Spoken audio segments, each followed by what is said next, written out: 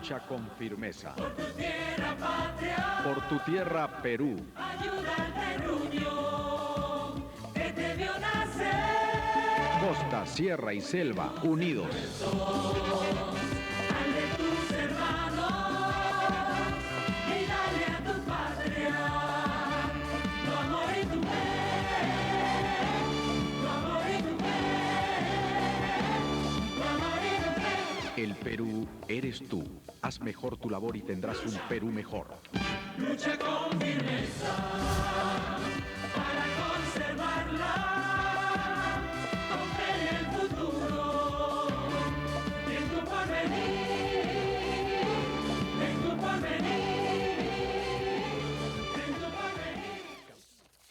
Hola, ¿qué tal amigos? ¿Cómo están? Buenas noches. Bienvenidos a Hable el Pueblo. Siempre es un gusto estar con ustedes, con los análisis y el debate que usted siempre espera del programa, con temas siempre importantes. Hoy, por ejemplo, vamos a hablar sobre el Poder Judicial, ¿no es cierto? Un Poder Judicial que está siempre en busca de un mayor presupuesto. Ya el propio presidente del Poder Judicial solicitó un incremento de presupuesto para este año y el Ministerio de Economía y Finanzas le dio solo una parte de lo que cita. Le dio 18 millones, ellos pedían 42, entre 42 y 46. Y en el Congreso de la República ya se está jugando con un tema presupuestal, ya se está exponiendo el tema presupuestal y por supuesto el presidente del Poder Judicial cree que es poco. Pero que a nosotros nos importa, y hoy día luego conversaré con Augusto Rey, es si es que se está pidiendo con el mismo énfasis también las modificaciones, las reformas que debe tener un Poder Judicial que no anda muy bien, ¿no? Augusto, ¿cómo estás? Bienvenido, buenas noches. Sí, muy bien, muchas gracias. ¿Qué te parece este tema del Poder Judicial, de las reformas? Creo que la gente está ávida de encontrar justicia, ¿no? Es lo que más piden y menos encuentran. Sí, y no es por gusto que el Poder Judicial es uno de los poderes, bueno, no hablemos de poderes, hablemos de entidades del Estado, ¿cierto? Que más desaprobación tienen y más desconfianza generan dentro de la ciudadanía peruana. Y no es por gusto, ¿no? O sea, no hay predictibilidad, nunca se sabe qué va a pasar si es que vas al Poder Judicial. Y una de las características mínimas que debe haber en la administración de la justicia es la predictibilidad. ¿Qué cosa quiere decir eso? Que frente a un caso similar, la justicia se da de la misma manera, similarmente, ¿cierto? De igual manera. Y eso es un tema sustancial que hasta ahora no vemos por una serie de temas y sería bueno abordarlos, ¿no? Y una pequeña lista, ¿no es cierto? De 7 temas que creo que son neurálgicos, centrales para reformar el Poder Judicial, ¿no es cierto? Un primero, el Poder Judicial está abandonado. Los sueldos son insuficientes, eso es real. Pero los jueces ¿cierto? no ganan tan mal, ¿eh?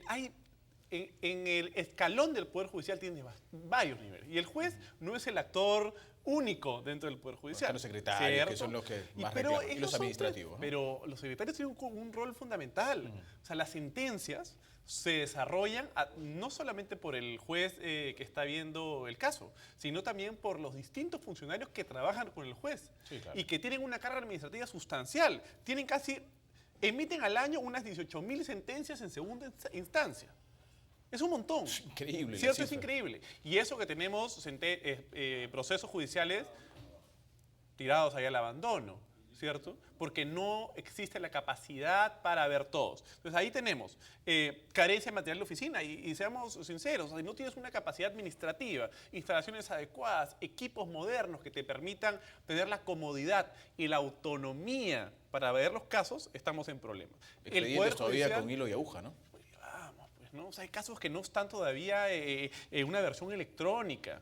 O sea, no hay un control real de todos los casos que se están viendo, porque además no se ven todos los casos que ingresan. Luego, hay una falta de independencia del Poder Judicial. Por eso es que tú decías al principio, no hablemos de poderes, sino de instituciones. Sí, es que la verdad es que el Poder Judicial, antes que un poder, parece una debilidad del Estado, ¿no? Y eso es algo que lo digo con mucho dolor, porque finalmente el Poder Judicial, como uno de los 3 poderes de una democracia, como es la democracia peruana, requeriría de una autonomía real para poder tomar decisiones, por más que suene redundante, autónomas. Y puede impartir justicia con predictibilidad, ¿cierto? Con autonomía y con una justicia que se ajuste a las normas vigentes y no al capricho del juez de turno o la capacidad que tiene uno para influenciar sobre el juez. Y por eso hablo de autonomía, falta de autonomía. Luego, la inadecuada organización. Es un caos el Poder Judicial. Es un caos. O sea, es casi una ciencia nuclear entender cómo funciona el Poder Judicial. O sea, si uno no visita el Poder Judicial constantemente y no litiga, para una persona, un civil común y corriente, que hace su vida, que es un emprendedor, un hombre de negocios, la gente que nos está escuchando, no entiende el Poder Judicial. Parece que entras por primera vez a un mercado, ¿no? No Es- sabes dónde están las cosas. Es incomprensible, ¿no? ¿Cómo Y funciona? pareciera además que el Poder Judicial está creado para que nadie lo entienda y que los abogados puedan cobrar más. Esa es la verdad. Entonces, claro, hablemos con la gente que está en la calle. ¿Ellos qué dicen? Oye, bueno, el Poder Judicial, ¿qué va a pasar ahí? Me va a costar. O sea, acceder a justicia es carísimo. Abogados, tasas, tiempo, tráfico. Ir al Poder Judicial es solamente para la gente que tiene dinero. Sobre todo en el caso de las víctimas, ¿no? Sobre todo en el caso de las víctimas, por supuesto. Porque los otros sí tienen derecho a abogado por parte del Estado. Bueno, sí, de acuerdo, toda la razón. Pero o sea, ir al Poder Judicial es costoso. Y eso no debería ser así. Porque en una democracia, el acceso a la justicia es un derecho fundamental. Y en este momento es un derecho fundamental que está siendo vulnerado y que no está siendo respetado. Otro tema, tenemos jueces mal capacitados. Tenemos jueces mal capacitados. Hay jueces que son muy buenos, hay jueces que estudian, hay jueces que se forman y se esfuerzan por salir adelante. Por supuesto que sí, generalizar es muy peligroso. Pero también es cierto que podríamos tener mejores jueces. Y debe haber un mejor proceso de calificación. Jueces bien capacitados, que entiendan los procesos, que entiendan las materias. Si bien, por ejemplo, es cierto que hoy los procesos, por ejemplo, de alimentos son los que más se ven, pues son los más sencillos no en complejidad social, porque evidentemente responden a un asunto muy delicado, ¿cierto? Que es el bienestar del niño y de la familia, que es el núcleo de la sociedad, sino que tiene que ver además con, en el caso de los alimentos es sencillo, porque es un procedimiento muy claro. Eso está muy bien establecido. Claro, y eso tiene inclusive funciona. Con parámetros pasos- fijos, con digamos, pasos ¿no? muy claros, ¿no? Pero ¿qué pasa con aquellos que no son tan claros, ¿cierto? Aquellos de materia económica, por ejemplo, ¿no? Los delitos, lo que se llama de cuello blanco, ¿no? ¿Cierto? Que son lo que más daños hacen, paradójicamente, ¿no? En términos económicos. No se entienden. Entonces, se requiere una especialización mucho más intensa, mucho más fuerte, que les permite una actualización en la materia jurídica, ¿no? Otro tema. Bueno, falta de acceso a la justicia, ya lo comentamos, ¿no? Es muy caro acceder a justicia. Llegar al Poder Judicial, pagar un abogado, pagar tasas, 2 años de proceso.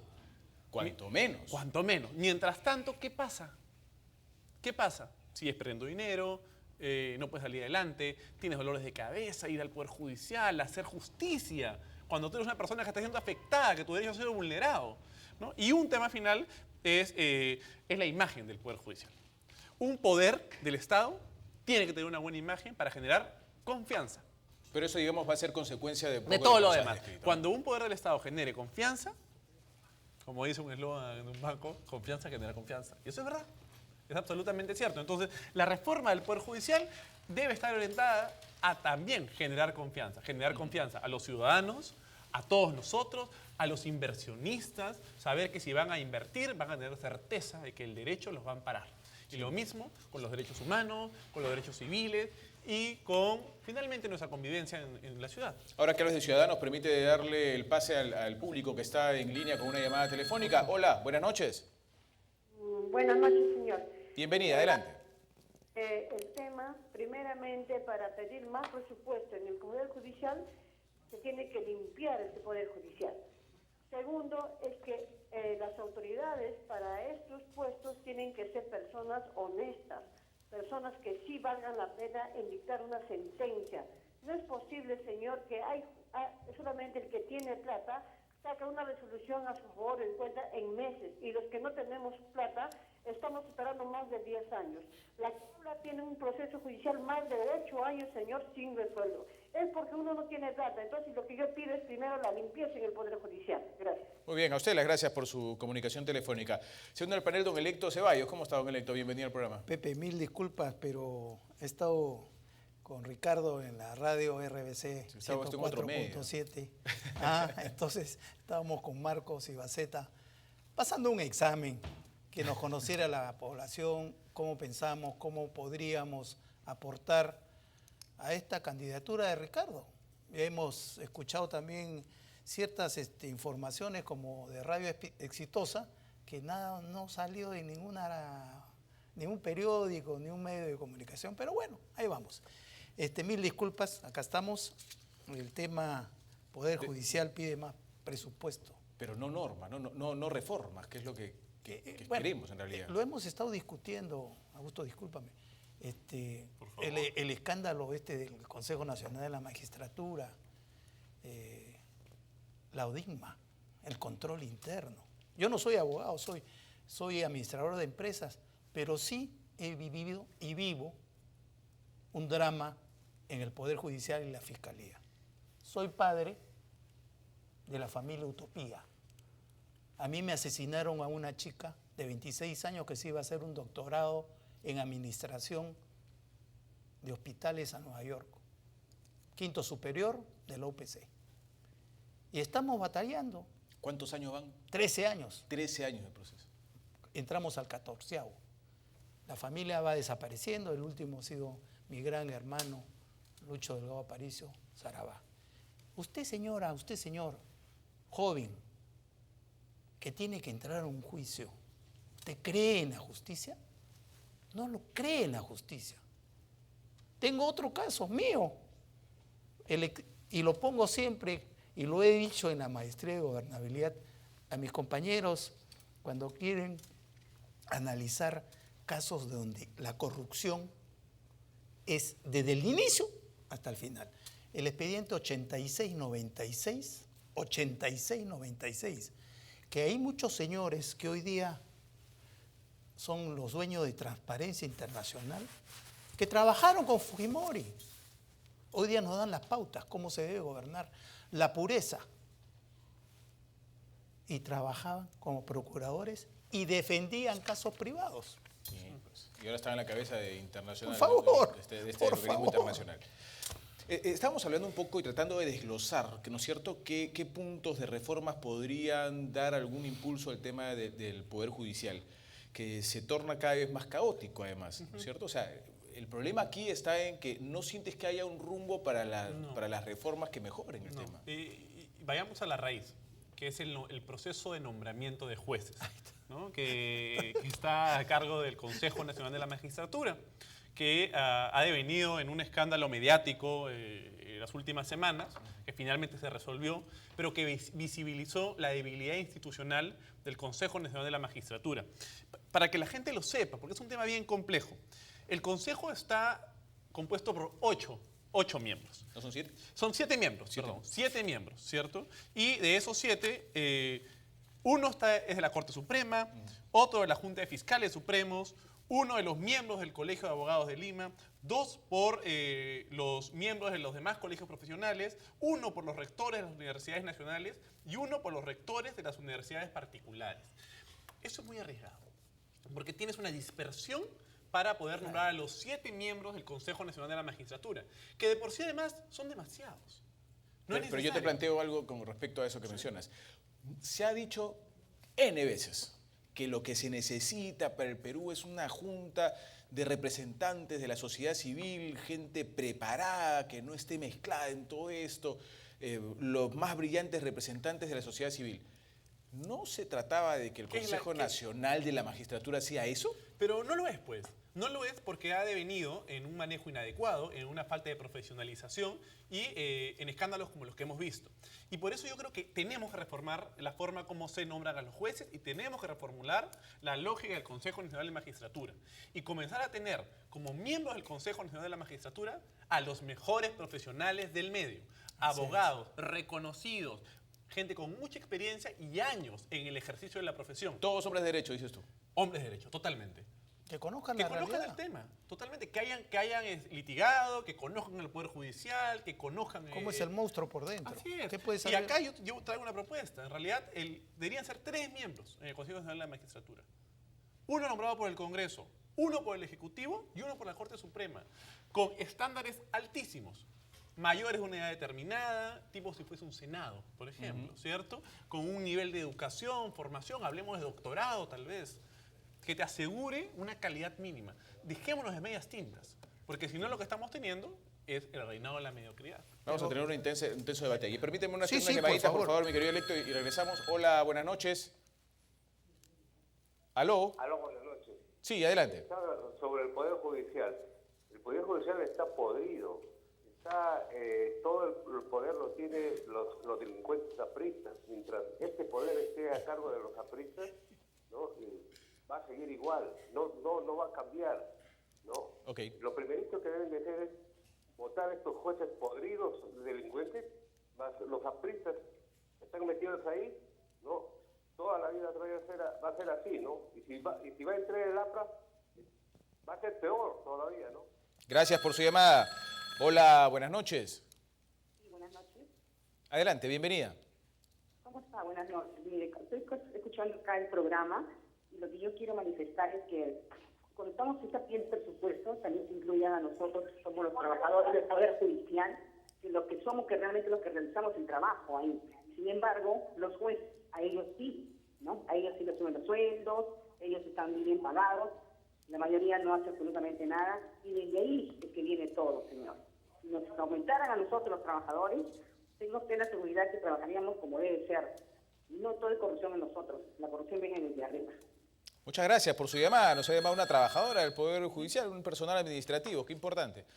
Hola, buenas noches. Aló, buenas noches. Sí, bienvenido, señor.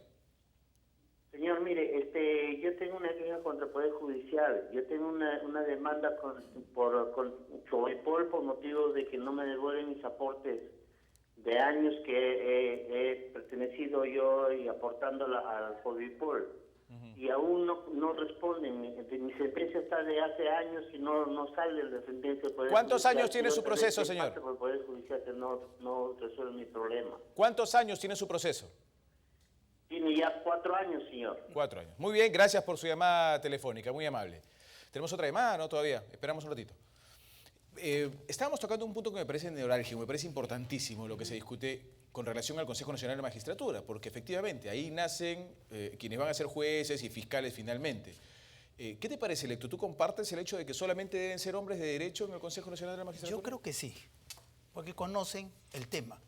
¿Qué puede conocer una enfermera? Yo la respeto como profesional. No, te puede salvar la vida. Me puede salvar la vida, me coloca, pero ¿qué sabe? Tiene que aprender.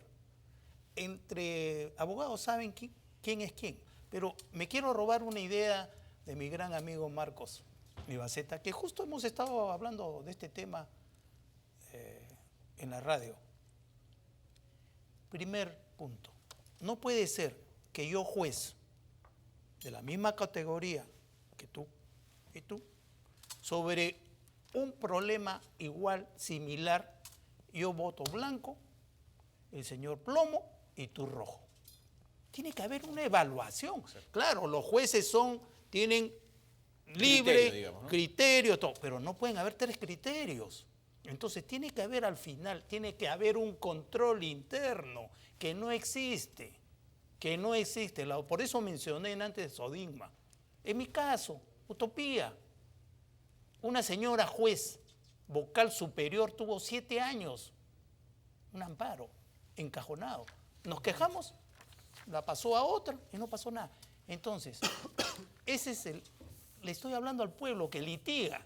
No estamos hablando con que el doctor o el juez, el vocal, a usted señor, a usted señora, que litiga, que sabe cómo es, cómo lo hacen regresar. Y ahora viene la huelga. Yo comprendo lo que está pasando la parte administrativa. Sí, claro, pero tiene que haber una evaluación. Tiene que haber reclamo. una evaluación de los resultados. Así como dicen, productividad a un empresario, a tu subordinado le pides a un obrero, a un especialista, le dices, bueno, ¿cuántas piezas estás haciendo? Bueno, está bien, tanto resuelves, pero ¿cómo has resuelto? Como es en Estados Unidos, como es en Francia, como es en Alemania y como es en Inglaterra. Tiene que haber un criterio. Tú no te puedes salir de ese cuadro. Uniformidad. Es lo que se denomina predictibilidad. Exactamente. Gracias por el apoyo, porque yo no soy abogado, pero sí litigante. Pero, bueno, acá hay varios aspectos del problema, ¿no? El esencial es el que creo que hemos comentado ya, es la afectación a los ciudadanos, a las personas comunes y corrientes que buscan justicia y que al final no la encuentran. Y si la encuentran, han tenido que invertir miles de soles para llegar a hacer justicia, porque el proceso es muy caro. Y ese es un primer problema, el acceso a la justicia. Pero luego, el Poder Judicial pide más dinero, ¿no? Bueno, podrá fundamentar, porque quiere más dinero, pero el asunto aquí es cómo va a administrar este dinero. Porque el Poder Judicial a la fecha no tiene un sistema de evaluación de productividad que diga, pues sí, va a utilizar el dinero de manera eficiente y no tiene una burocracia suficientemente capacitada, no ha demostrado tenerla finalmente para poder administrar esos recursos. Y uno de los principales problemas, creo, hay que traer a colación, es que el presidente del Poder Judicial tiene un mandato de 2 años. Sí, pues. ¿Cierto? 2 años es muy poco. Pues. Entonces, cada presidente del Poder Judicial llega al Poder Judicial con sus propias ideas y quiere diferenciarse de los demás. ¿Cierto? Paraliza todo. Paraliza todo, cambia todo y luego se acabó 2 Pero años. ese es el principio de todos los cargos que entran. Los alcaldes hacen lo mismo, los presidentes hacen lo mismo, pero los ministros bueno, hacen lo mismo, los jueces hacen lo esa mismo. es la realidad. Entonces, asumamos la realidad, ¿cierto? Debemos actuar en base a la realidad. Seamos pragmáticos en ese sentido. Porque si nos quedamos en el mundo de lo ideal, vamos a mantenernos igual. El hecho es que el presidente del Poder Judicial llega al Poder Judicial, tiene 2 años de mandato y se va. 2 años es muy poco para poder reformar, para poder tener planes de largo plazo. ¿Qué crees que debería tener el periodo de un alcalde, por ejemplo, de 4 años? Mínimo, ¿no? Mínimo, o un presidente más bien, ¿no? ¿Un quinquenio? Sí, por supuesto que sí. El Poder Judicial es una de las entidades. ¿Y no te parece que el probablemente presidente del más Poder importantes Judicial debería ser también de alguna manera reevaluado por la sociedad? Es difícil, ¿eh? Porque la justicia a veces le duele bastante, ¿no? La justicia tiene que ser claro, autónoma, ¿no? Los goles políticos. El que pierde va a reclamar. ¿no? No, pero más que... por ejemplo, justicia no es política. Pero ahorita ustedes han sacado una deducción que saca el 87% de la población. Tenemos un mal sistema de Poder Judicial. Sí. Entonces, si vemos que con un presidente que tiene 5 años, Lo estás politizando. a los 3 años nos damos cuenta que no sirve el Poder Judicial... Pero no solamente es el Poder Judicial, los jueces, también No los forman fiscales, la policía. El caso, lo pongo, disculpen, que siempre es feo poner el ejemplo de uno, pero yo creo que lo pasa la gente. El ciudadano común y corriente lo pasa. Tenemos una sentencia contra estos asesinos. 4 años, han apelado. Hay una orden de captura, Interpol. En 190, nos dicen que ya está la orden en 190 y tantos países, pero sin embargo, uno que vive en México todavía se quiso nacionalizar, pidió un amparo para que la sociedad mexicana le diera la razón y anulen esa orden. Por supuesto se lo rechazaron, pero no lo capturan. Sí, pues es cierto. Hay todo un entramamiento No lo capturan. Permítanme antes de preguntar al público a través de líneas telefónicas, ver qué es lo que nos ha traído Juan José del Castillo de las calles del centro de Lima. Estuvo con las cámaras de Diario del Pueblo. Adelante. El Poder Judicial pide más recursos para agilizar su gestión. Vamos a preguntar a las personas si están de acuerdo o no con este pedido. Antes de pedir más presupuesto deberían enfocarse para el próximo gobierno, enfocar resultados. Si se justifica en base a su presupuesto por resultados, sería indudablemente darle mayor presupuesto. Mientras no demuestre, sería injustificado dar el presupuesto. Yo creo que no se justifica, lo que tienen que ellos es demostrar de que cumplen con todas las normas para procesar a las personas y no dejarlas en libertad y de ahí recién ver la mejora de su economía, ¿no? Sí, yo creo que sí. Lo que es el aparato estatal no está bien remunerado, ¿no? Yo creo que no, porque los señores, pues con todo lo que hay, lo primero que tienen que hacer, creo, reordenarse ellos mismos, ¿no? No, claro que no, que cómo van a pedir dinero, más de lo que ya el Estado les da. A mí no se justifica porque en realidad no elaboran una buena justicia. Yo creo que tendría que reorganizarse primero el Poder Judicial. Yo creo que sí, pues para hacer las reformas hay que tener mayor presupuesto, ¿no? No, porque son muy corruptos los jueces. Muy bien, rápidamente con las llamadas telefónicas antes de culminar este bloque. Hola, buenas noches. Sí, buenas noches. ¿Cómo Adelante. está? ¿Qué tal? Sí, para opinar. Adelante, por favor, está bien. Sí. La administración de justicia tiene que estar en manos de gente proba, realmente profesional, con experiencia. Esto lo comento porque la vez pasada escuché a una señora, creo, Sacieta o Cuculiza, no recuerdo cuál de las dos, que decía que debe respetarse la cuota de género. Pero no se trata de meter género que esté pues incapacitado o poco capacitado para ejercer justicia. Acá no se trata de género, sino de capacitación y sobre todo que tenga el profesionalismo adecuado. Por ejemplo, tenemos el caso del director del Colegio Montefiori. Muy bien, gracias por su comunicación. Hola, buenas noches. ¿Aló? ¿Aló, sí? Sí, adelante, estamos escuchándolo, por favor. Muy buenas noches, señor. Gracias, muy amable. Para decirle, señor, que me parece muy injusto calificar al Poder Judicial como una institución que está muy deteriorada, muy corrupta. No me parece justo, señor, porque yo, como persona, he tenido, y no soy abogado, por si acaso soy ingeniero egresado de la Universidad Nacional de Ingeniería, he tenido varios procesos, 7 en total, y he visto la calidad de jueces que hay, totalmente justos y totalmente, creo, correctos. Entonces, no me parece justo que lo califiquen de esa manera el Poder Judicial. Muy bien, muchas gracias por su llamada. Usted ha tenido mucha suerte, le cuento. Hola, buenas noches. Aló, buenas noches. El tema es presupuesto y no reforma. Yo quisiera preguntarle al panel ahí si saben cuál es el presupuesto que se está aprobando y cuáles son las reformas que se plantean. Lo primero y básicamente es que se está pidiendo presupuesto justamente para revocar o para tener una reforma. Internamente el presupuesto pertenece mayormente a los jueces.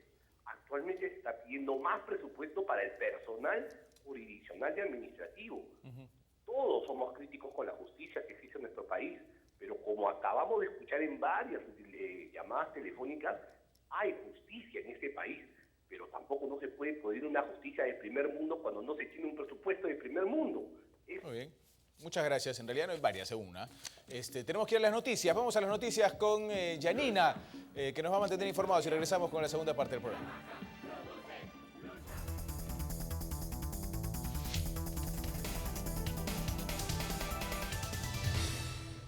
¿Qué tal, amigos? Muy buenas noches. Esto es RBC Noticias y a continuación las noticias más destacadas hasta el momento.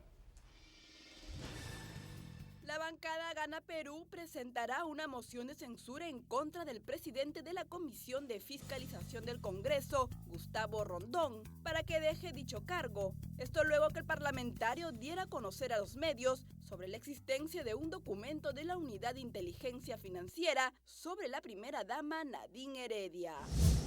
El presidente Ollanta Humala aseguró que su gobierno ha realizado una inversión mayor a los 3.000 millones de soles en materia de prevención a nivel nacional frente a la llegada del fenómeno del Niño. Congresistas del APRA decidieron retirar el proyecto de ley denominado Ley Cotillo, que pretendía modificar la vigente ley universitaria, extendiendo el mandato de los rectores de las universidades. Esto luego de las manifestaciones que realizaran ayer un numeroso grupo de universitarios. El embajador argentino en La Paz, Ariel Basteiro, alertó que el nuevo gobierno de su país, encabezado por Mauricio Macri, dejará de comprar gas a Bolivia para buscarlo en mercados más baratos. Las declaraciones las brindó tras recibir el Cóndor de los Andes por su aportación a la relación bilateral. Hasta aquí las noticias, volvemos en 30 minutos.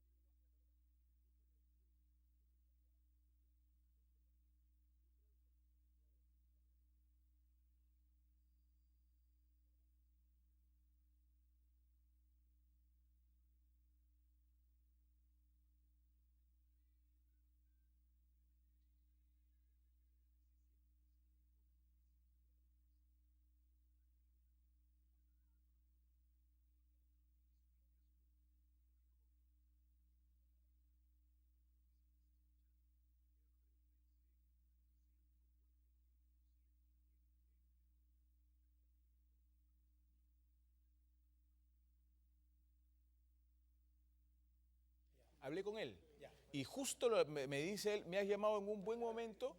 ¿Quién? ¿Cuál otro, pez? El otro. ¿Quién es el otro? Ah, entonces sí está el economista, ya. Vamos, vamos.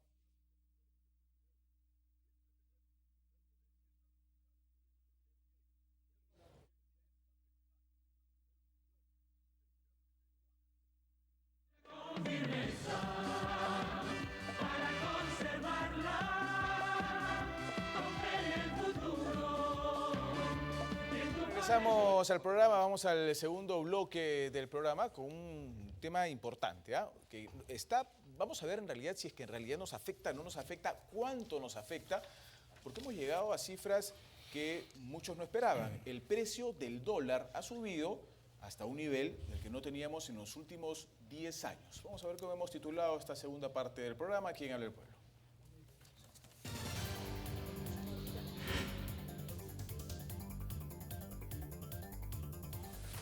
¿Y hasta cuándo seguirá el alza del dólar? Es la pregunta que nos hacemos y para eso estamos con un economista, un especialista, Juan Carlos Sánchez Montes de Oca, que nos acompañó también el otro día y hoy está con nosotros. Bienvenido. Muchas gracias. Juan Carlos, es un gusto. ¿Desde qué perspectiva tenemos que ver el dólar, el alza del dólar? ¿Se está devaluando el sol peruano? ¿Qué está pasando? Bueno, yo creo que hay muchos factores que inciden en el tema del alza del dólar, ¿no? Uno es las expectativas, que es un aspecto fundamental. Estamos en una etapa electoral, eso tiene un impacto. Otra cosa que es fundamental es la caída de las exportaciones, eso influye porque hay menos divisas en el país. Y también a nivel internacional hay mucho que también hay la expectativa de que pueda subir la tasa de interés de la Reserva Federal, ¿no es cierto?, que viene a ser el Banco Central americano, ¿no? Está levantando, digamos, Estados Unidos. De alguna manera todos estos componentes han hecho que se dispare el dólar, ¿no? Y cuando se dan estas situaciones, ¿qué pasa en términos del país?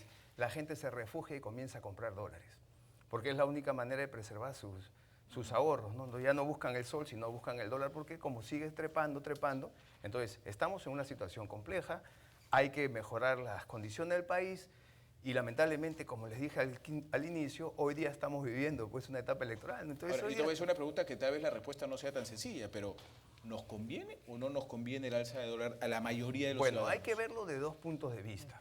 Del punto de vista de los exportadores, definitivamente una devaluación es un beneficio en la práctica, porque ahora han tenido un incremento del orden del 14% solamente por efecto de tipo de cambio. Vamos a poner un ejemplo para que la gente entienda. Acuérdense cuando el dólar estaba a 2.65 y hoy ya está a 3.38, 38, correcto. Miren la diferencia. En $100.000, ok, hay casi 60.000 soles de diferencia. Entonces, el que tiene sus bienes, ¿no es cierto?, el que tiene una propiedad y vende su propiedad tiene un beneficio adicional. Si tú eres un exportador también tienes un beneficio, pero si tú eres un importador te cuesta mucho más, ¿no es cierto? Y eso que trae como consecuencia que puede generar inflación por una razón bien sencilla. Nosotros también tenemos un componente de productos importados. Entonces, esos productos que ha hecho se han encarecido, porque ahora te cuesta más comprar la misma cantidad de dólares para poder importar. Eso es lo que está pasando en el país. Sí, es interesante que nos lo explique así nuestro economista. ¿Qué piensas, Augusto, sobre este tema del alza del dólar? Estoy totalmente de acuerdo, hay que verlo desde dos enfoques, ¿no? Desde los exportadores y los importadores, pero los importadores traducido al consumidor final, que somos todos los peruanos, los ciudadanos, ¿no? Finalmente, cuando hay un incremento del valor del dólar, los bienes y servicios que consumimos, que tienen algún insumo que ha sido importado, son más caros, ¿cierto? Por ejemplo, el pollo, porque el maíz se importa. Pues al final, en realidad, si es que nos preocupamos por el bienestar de los peruanos, un incremento del dólar, como se viene dando, ya casi al orden del 15%, genera un costo de vida de casi el 15% de los peruanos.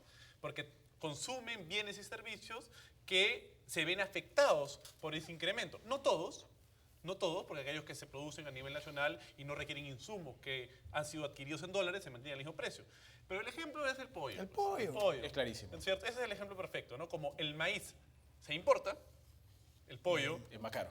Sí, pues. Y ahora nos contará Juan Carlos Sánchez si este hecho de que haya salido de inmediato el Banco Central de Reserva a comprar $1 millonada mejora o no el tema. Pero yo quiero saber primero la opinión de Héctor. Pero Pepe, estamos en una economía globalizada, libre mercado. Nos han vendido esa idea, consenso de Washington, socialismo del siglo XXI. Muy bien. Es una idea en la que crees, además. No solamente la han vendido, no la han vendido y estamos trabajando, ¿no? Y la estamos trabajando. Él es un hombre de derecha. No, de centro. Pero hay una realidad. El Perú no puede vivir aislado. Nuestros países vecinos y el mundo ha devaluado. Sin embargo, nuestro gran presidente del Banco Central de Reserva, yo lo critico Julio Velarde. Lo han premiado como el banquero. ¿Sabes cuánto hemos quemado para mantener un cambio ficticio en estos 2 años? Más de 24.000 millones de dólares para defender a los pobres, para defender al que usted, señor, señora, tiene una deuda hipotecaria en dólares. Para eso, ¿cuánto se ha podido hacer con esa plata? Entonces, no es una cosa que se hace así o se hace así, hay que medir. Pero los países vecinos, Chile ha devaluado, Colombia ha devaluado, Brasil ni qué decir, Argentina ya ahorita va a devaluar fuerte. Me parece un tema interesante. Yo los invito a los tres a debatirlo. Vamos a debatirlo, vamos a conversarlo y quien tenga que hacer alguna intervención la hace. No es una fórmula y ya, no. Pero yo quería preguntarle, ¿y esta reacción rápida del Banco Central de Reserva de salir a la compra de dólares? Bueno, lo que tiene que hacer el Banco Central es poner más dólares en el mercado. ¿Correcto? Porque el mercado funciona al revés. O sea, hoy día lo que está faltando en el mercado nacional son dólares. ¿Por qué? Porque se han caído las exportaciones nacionales. ¿Correcto? Entonces, lo que hay que hacer es un proceso totalmente distinto. Entonces, ¿qué pasa en el Perú?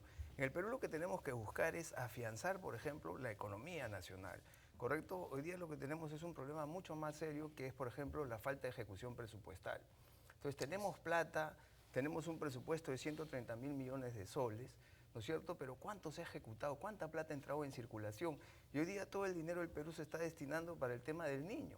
Y entonces se están descuidando las regiones. 3.000 millones, dice el presidente, ¿no? Claro, 3.000 millones, pero las demás regiones, y 3.000 millones no es nada en relación al presupuesto. Mira, vamos a hablar de cifras. Hoy día, y esto lo dice AFIN, no lo digo yo, están trabados 17.000 millones de dólares en proinversión de alianzas público-privadas. No se da. 27.000 millones de soles, miren, para obras por impuestos. Entonces, hay una deficiencia no solamente en el sector público, hay una deficiencia también en el sector privado, porque no se están gastando eficientemente los recursos del país. Entonces, el problema en el Perú hoy día es un problema de riqueza relativa y de un Estado ineficiente, pero también de un sector privado ineficiente que no está gastando eficientemente la plata del Estado. O sea, hay que decirlo así, ¿no? Entonces, plata que en el Estado no se gasta en oportunidad, plata que no gana ni siquiera intereses. Entonces, hoy día tenemos que reactivar la economía nacional. Entonces, el problema hoy día en estos momentos es un problema de expectativas, es un problema de que la gente tiene que creer en el sistema. Miren, y si lo vemos en términos de cifras macroeconómicas, el Perú, en comparación con los vecinos, estamos mejor que los otros, pero lo que se ha perdido es la esperanza. Y lo que tiene que venderse en este país es decir que es un país que tiene futuro. Mire, el Perú, geopolíticamente, está sentenciado al éxito. Realmente nosotros somos un país que geopolíticamente tiende a crecer. Yo te pongo un ejemplo muy interesante. Hoy día China está invirtiendo en Nicaragua 50.000 millones para hacer un canal, ¿correcto? Entonces ellos van a hacer un canal de Panamá, similar al canal de Panamá, y entonces ellos van a necesitar fuentes de abastecimiento, minerales, un montón, minerales, alimentos, ¿no es cierto? Entonces, ellos van a invertir en el Perú. Entonces, hoy día el Perú y el mundo, y hay que tener claro estos conceptos, estamos en la época de los megaproyectos. El Perú tiene que tener una visión. Por ejemplo, cuando en el Perú se construyen las pistas, se hacen unas pistas de 2 carriles, 3 carriles. Sí, pues no o sea, tenemos tenemos una esa visión proyección, de desarrollo. Entonces, tenemos que cambiar nuestro chip. El problema en el Perú es un problema de chip. Tenemos que replantear todo nuestro enfoque sobre lo que es el desarrollo del país. Hay que apuntar a ser más grandes, ¿no? Somos más grandes, somos más grandes, Claro. hay que convencernos, y eso es lo que está pasando en el país. No nos hemos convencido que podemos ser en corto tiempo un país desarrollado. Porque me parece inconcebible que en pleno siglo XXI tengamos esta carretera central que vas a 10 por hora. Entonces, esas son cosas impensables. Y empeora, y empeora, pero se pueden corregir. Se pueden corregir. Es cuestión de políticos, Estamos a es tiempo cuestión todavía de para decisión hacerlo. política, es cuestión de visión y tener claro hacia dónde vamos a llevar al país. Es verdad, Augusto. No podríamos no estar de acuerdo con eso, ¿no? O sea, son ideas que finalmente, más allá de la visión que se tenga, todos queremos pues que el país salga adelante, ¿no? Claro. Y soñamos con un país más grande, más próspero, donde todos tengan las mismas oportunidades, donde todos nos podamos desarrollar libremente. Y estoy seguro que para eso trabajamos todos encaminados. Y quien no lo haga, que se baje el barco, por favor, porque no está sumando, ¿no es cierto?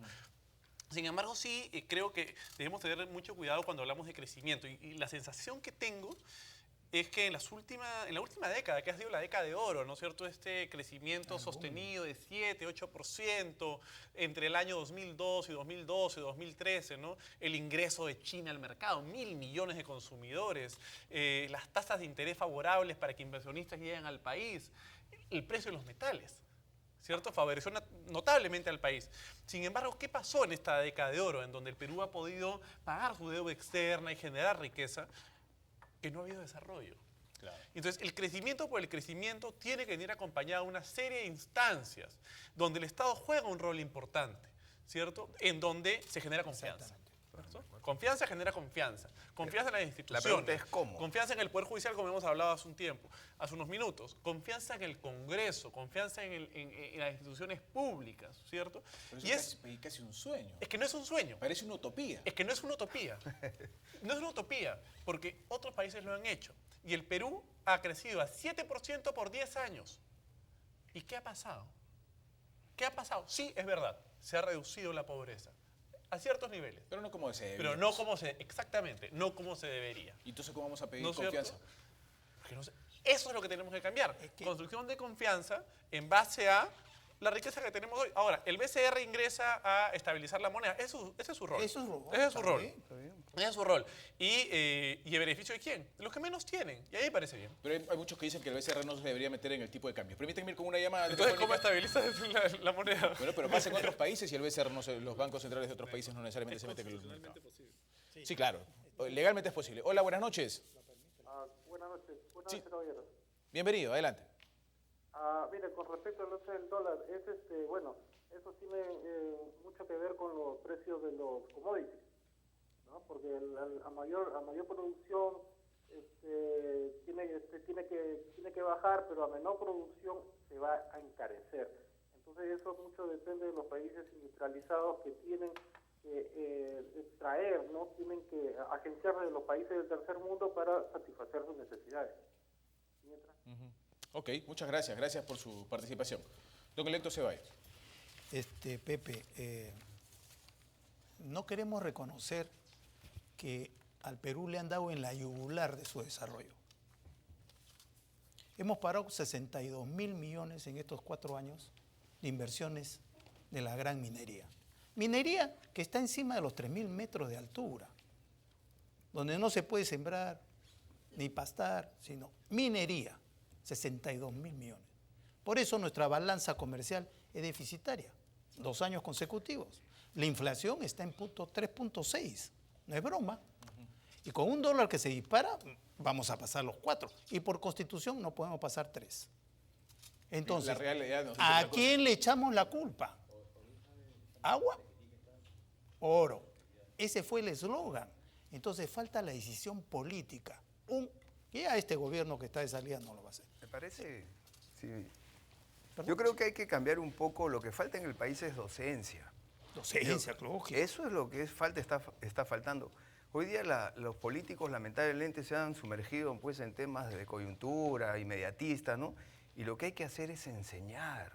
Si la gente no entiende de la importancia de la minería, ¿cómo van a apoyar los proyectos mineros? Es más, el Perú no ha definido qué cosas somos como país. La gente no tiene claridad. Nosotros es un país, el Perú es tan vasto, somos un país minero, somos un país pesquero, somos un país amazónico, somos un país culinario, somos muchas cosas, pero eso implica que haya docencia, que se explique.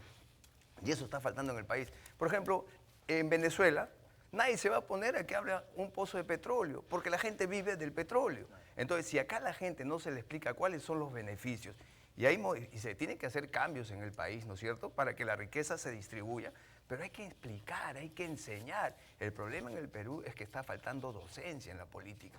Hay que enseñar qué está pasando. Entonces, hay que salir de estos debates estériles que estamos viendo en este momento, que son cosas de inmediateces y que no le hacen daño a la política nacional. Tenemos que tener una nueva visión de la política que construya futuro, que se aprenda a respetar los diferentes puntos de vista. Total, este es un sistema democrático y eso es lo más importante. Sí, pues pero hay que hacer docencia, esa es la base. Juan Carlos, discúlpame, sí, hay que hacer docencia, pero tiene que haber una decisión política. Evidentemente. Vamos a empujar el carro. Entró este último ministro de Economía y dijo, voy a ingresar a destrabar todo. Tú has dicho a la entrada cuántos millones de soles o dólares que están paralizados por la tramitología de obras por impuestos. Es una vergüenza. Yo, empresario, en una mina o en una pesquera, quiero hacer una posta médica. No me permite la tramitología de Lima, porque los señores de Lima nunca se han ensuciado los zapatos en conocer la zona. Entonces el alcalde quiere, oiga señor, quiero hacer esta posta porque le he prometido. No, haga su estudio, va a pasar por el SNIP, por favor. Pero eso no se puede evitar, ¿no? No, está bien, pero el empresario, el empresario tiene la plata, que presenta los papeles, pero acá la tramitología, pues. Pero tengamos un poco de cuidado, ¿no? Porque eso puede ser ya excesivamente reaccionario, porque finalmente el SNIP sí juega un rol importante, sí, ¿no? O sea, el SNIP, para la gente que nos está escuchando, es el Sistema Nacional de Inversión Pública. Es el espacio por donde pasan todos los proyectos de inversión pública para estar seguros, por ejemplo, que en un pueblo, Cajamarca, no se haga un estadio más grande que la cantidad de habitantes del pueblo, ¿cierto? Claro. O que no se despilfarre el dinero de manera irracional, ¿no? Entonces el SNIP sí juega un rol. Ahora, ¿que debemos mejorar el proceso de inversión pública? Sí, pero lo que también está faltando, y lo conozco porque he visto el tema directamente en distintos pueblos andinos cercanos a empresas mineras, son capacitaciones en los gobiernos municipales, por ejemplo, para elaborar los perfiles. Los perfiles que se elaboran y llegan finalmente al SNIP están mal diseñados, están mal hechos. Entonces al final no pasan. Y claro, ahí hay tal vez un doble problema, ¿no? Por un lado, el SNIP debería tener procedimientos más eficientes, pero además falta capacitación en las autoridades. Tenemos 1.900 alcaldes en el país. Todos formulan proyectos de inversión pública. Claro. Todos, ¿cierto? Algunos son de escándalo.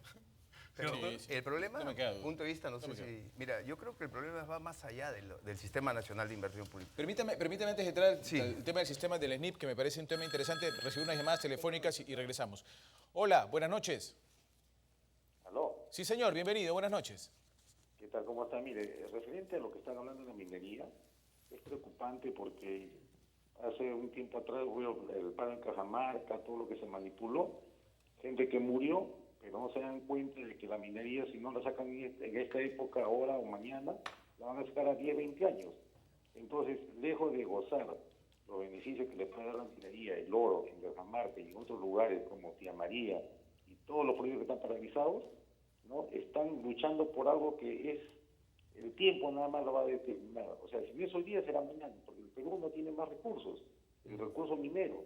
Y por eso es que ahorita estamos en la condición que estamos, en una debacle económica, que no tenemos una balanza de pagos bien hecha, no tenemos de dónde tributar, por consiguiente todo el mundo se está muriendo de hambre. Ok, le agradezco mucho su participación, muy amable, por eso se pedía tanto la diversificación. Pues.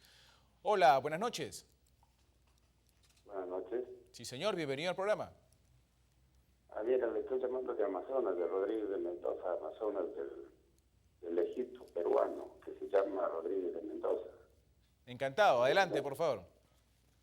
Con respecto hasta cuándo seguirá el alza del dólar, dice, pero ¿qué sucede? ¿No?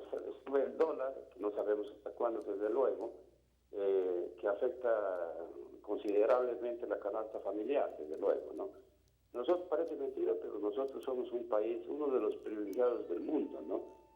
Somos uno de los más ricos del mundo, tenemos costa, sierra, selva, somos parte del pulmón del mundo, tenemos gas, tenemos minería, tenemos cobre, tenemos todo, tenemos una riqueza sin par, desde luego. Pero, sin embargo, nadie se ha percatado de esto, ¿no? Nosotros seguimos pagando el petróleo más caro del mundo, la gasolina más cara del mundo, la canasta familiar sube todos los días. Ok, muchas gracias. Hola, buenas noches. Sí, buenas noches. Bienvenido, señor, lo escuchamos. Participo referente a lo que están comentando sobre las empresas y las inversiones públicas. Soy un microempresario, pero con mucha pena tengo que decirles de que el primer mal o cáncer ya avanzado en el Perú no es lo que están enfocando todos ustedes referente al Poder Judicial, universidad y cuantas cosas. El mal principal en toda instancia es la corrupción, señor. Un ejemplo lo voy a poner. Yo he hecho varias obras pequeñas. Cuando uno va a hacer la entrega del perfil o del expediente técnico, desde el guachimán el alcalde, el gerente, los jefes del SNIP, etcétera, te piden coima. Eso lo sabe todo el mundo, desde el presidente de la República. Entonces, lo primero que hay que es atacar esa parte. Corrupción, que se subraye, corrupción en toda instancia, en todos los lugares. Muy bien, gracias por su comunicación telefónica, gracias por su llamada. Estábamos hablando de este sistema del SNIP que yo coincido con Augusto, que no podemos evitar tener un sistema de control tipo el SNIP, ¿no? No hay forma. Pero el problema no solamente es el SNIP, el problema es quién planifica el desarrollo en el país. Claro. Ese es el problema de fondo. Hoy día la facultad esta se la han entregado al Ministerio de Economía y Finanzas. Hoy día los gobiernos regionales, algunos tienen dinero y los dos quieren tener aeropuerto internacional, quieren hacer puertos. O sea, ¿quién es el ente que planifica el desarrollo? Se quiso hacer con el CEPLAN y no ha funcionado porque es un ente que no tiene poder, no tiene ninguna jerarquía en el país. Entonces, el problema va más allá del SNIP. ¿Qué pasa con los proyectos del CEPLAN, ¿no? Frente a este sistema? Ese es un tema que hay que corregir y así como que hay que corregir el tema del CEPLAN, hay que corregir por el tema, por ejemplo, de la capacitación masiva a los funcionarios públicos. O sea, acá han presentado una propuesta de servir, pero genios no van a solucionar el problema, porque tú mandas un gerente a un sitio, ¿vas a solucionar el problema? Eso no es cierto. Acá lo que hay que hacer es capacitar masiva a los funcionarios públicos para tener un funcionario del siglo XXI que pueda hacer y complementarse con los gerentes. Nadie dice que no sea buena, es una buena idea, pero tú tienes que tener cabeza y brazos y piernas, y eso está faltando. Entonces, a servir le está faltando consistencia. Entonces el problema está moviendo, por eso es que no se ejecuta el presupuesto de la República, por eso no se prioriza. O sea, si hoy día le preguntas a los políticos cuál es la obra prioritaria del país, todos no tienen una respuesta. Entonces el Perú no tiene una definición de cuáles son sus 5 o 10 obras prioritarias en el país. ¿Cuál es la obra prioritaria por región? Tampoco existe. Entonces estamos viendo que hay problemas de fondo. Entonces lo que está faltando en el Perú es nuevamente volver a sentarnos a pensar. No estamos pensando, o sea, el ente que piensa en el país es el ente que planifica. Y la planificación, pues no es la planificación rusa, es una planificación hoy día indicativa, te indica qué cosa es lo que se puede hacer. Eso es lo que está faltando en el país. Por eso que sale el ministro del Interior a sacar pecho y dice, nosotros estamos ya casi gastando el 97% de nuestro presupuesto. Algo que debería ser algo normal, ¿no? Claro. Pero es raro, pues, porque que hay un una ministro cosa, gaste el 97% del presupuesto. Y te explico por qué esto es un crimen no gastar la plata. Así como se señala la corrupción, cierto, la corrupción es dañina, pero también es igual de dañina un funcionario que no gaste el dinero, porque la plata regresa al Estado. Y la plata del Estado ni siquiera puede pasar a una cuenta privada para que gane intereses. Entonces, igual en la misma categoría es un funcionario corrupto como un funcionario ineficiente. Los dos no sirven para nada. Ahí debemos sumar algo, ¿no? De acuerdo, no gastar es grave. Gravísimo. Pero gastar mal es igual de grave. También. ¿Cierto? Para eso está el SNIP. Para eso está el SNIP, ¿cierto? Claro, para eso ahí coincidimos totalmente. Para eso está el SNIP. Pero sí creo que existe en el Perú una tendencia que a mí me parece preocupante, que es la del crecimiento por el crecimiento sin desarrollo, la obra por la obra. Hagamos esta obra que significa crecimiento. Ya. Sí, pero ahí hay un tema... Disculpa, veamos de qué va esto, ¿no? Perdón que te interrumpa, finalmente... pero una obra significa infraestructura en el país y ya está estudiado que en la medida que tú desarrollas infraestructura, eso va a generar desarrollo en el país. Infraestructura necesaria. Obviamente, eso es absolutamente falso. Ahí está, pues. Infraestructura necesaria. Así porque es. Toda obra y toda inversión tiene que responder básicamente a 2 preguntas. ¿Para qué y por qué? Totalmente de Si acuerdo. no se responden a esas preguntas, es básicamente como no gastar el dinero. ¿Cierto? Bueno, coincidimos totalmente. Pero luego, entonces, sí, pensar la obra de infraestructura es importante en la medida que contribuya en bienestar ciudadano y yo lo veo básicamente en la ciudad de Lima y cómo se llevan adelante obras que no son necesarias, ¿no? Y eso se traduce en distintas partes del país, en donde se llevan adelante... Fuera de Lima es peor. Bueno, se hacen obras que no son necesarias por cumplir metas, ¿no es cierto? Oye, tenemos que hacer obra, tenemos que... Pero es que el problema es que no hay planificación, pues. Ese es el problema. Sí, estoy de acuerdo. O sea, ese es el problema de fondo. Estamos hablando del SNIP. Muy bien, ¿el SNIP es necesario? Sí, es necesario. Sí, no hay disputa. Perfecto. Pero con el SNIP vigente, miren lo que pasó en Ancash, miren lo que ha pasado en Cajamarca, miren lo que pasa en diferentes regiones. Lo que es corrupción. Corrupción. Es otra cosa. Es otra cosa. Pero por eso, corrupción, porque la orden venía de Palacio, se le da el presupuesto y punto. Pero hablando de planificación, pero es verdad, va a salir, porque el señor Belaúnde del Ocio no firmaba, pero iba con los presidentes y se aprobaban los presupuestos.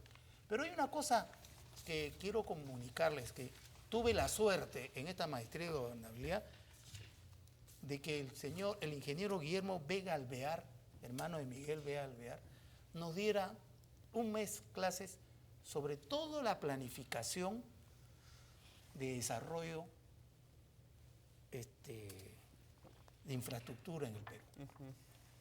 Es que no terminábamos las clases. Comenzábamos a las 6, eran las 10. Pero se queda en planificación. No, pero está hecho. Lo maneja. Pero no hay obras ejecutadas frente a esa planificación. Con préstamo del Banco Mundial. El puerto por decirte, de Paita hasta la selva y a Brasil, eso está de más de 25 años. Y no se hace, porque a eso voy. No hay la decisión política. Muy bien, muy bien.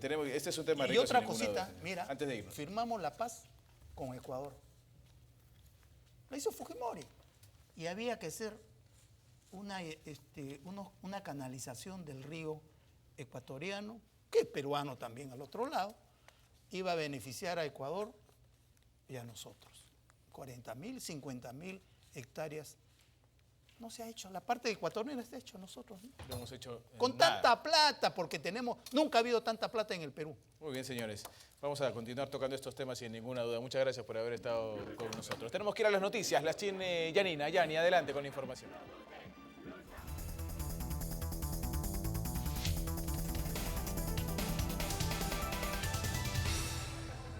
Volvemos en RBC Noticias y vamos con más información.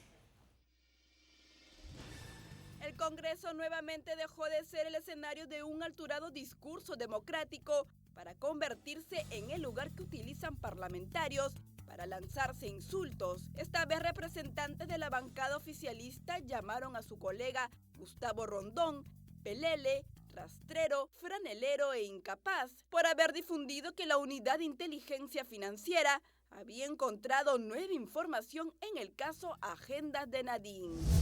El congresista Javier Bedoya, hijo del fundador del Partido Popular Cristiano, Luis Bedoya Reyes, vaticinó que esta agrupación está al borde de la ruptura. Además, dijo estar pensando en retirarse de dicha agrupación y ofreció disculpas a los peruanos por el mal rato que están dando con el enfrentamiento entre Lourdes Flores y Raúl Castro.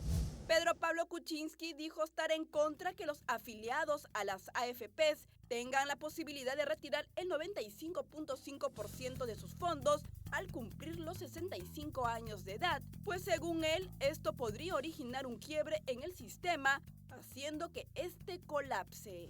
La Unión Europea pidió a Venezuela que investigue con rapidez las circunstancias del asesinato de Luis Manuel Díaz, opositor al gobierno del presidente Nicolás Maduro, y de esta manera juzga a los autores de un homicidio que indicó se suma a una preocupante tendencia de ataques violentos vinculados con la campaña electoral en ese país. Hasta aquí las noticias, amigos. Volvemos en 30 minutos.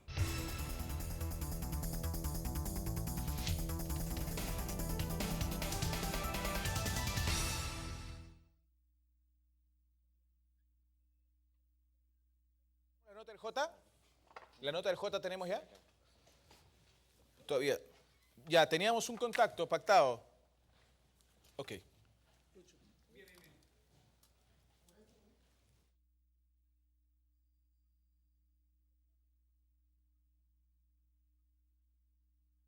tema de los mineros, pero informales. Incluso hice un evento, un foro de minería informal el 21 de julio hice.